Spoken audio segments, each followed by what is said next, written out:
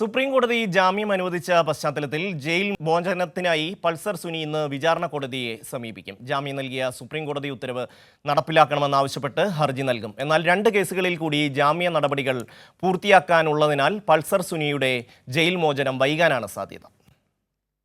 2 കേസുകളിൽ കൂടിയാണ് പൾസർ സുനിക്ക് ഇനി ജാമ്യ നടപടികൾ പൂർത്തിയാക്കാനുള്ളത്. കോട്ടയത്ത് കവർച്ച നടത്തിയ കേസിലും ജയിലിൽ മൊബൈൽ ഫോൺ ഉപയോഗിച്ചെന്ന കേസിലുമാണ് ഇനി ജാമ്യ നടപടികൾ പൂർത്തിയാക്കാനുള്ളത്. നടിയെ ആക്രമിച്ച കേസിൽ കാക്കനാട് ജില്ലാ ജയിലിൽ റിമാൻഡിൽ കഴിയവേ അനധികൃതമായി ഫോൺ ഉപയോഗിച്ചതിനാണ് 2ാമത്തെ കേസ്. നടിയെ ആക്രമിച്ച കേസിൽ സുപ്രീം കോടതി ജാമ്യം അനുവദിച്ചെങ്കിലും ജയിൽ മോചനത്തിന് ഈ 2 കേസുകളും തടസ്സമാണ്.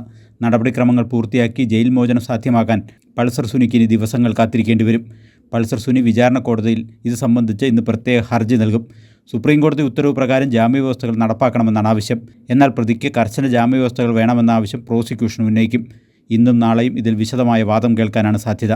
ചുരുക്കത്തിൽ സുപ്രീം കോടതി ജാമ്യം അനുവദിച്ചെങ്കിലും പൾസർ സുനിക്ക് ഈ ആഴ്ച ജയിൽ മോചനം സാധ്യമാകാനിടയില്ല. കൈരളി ന്യൂസ്, കൊച്ചി.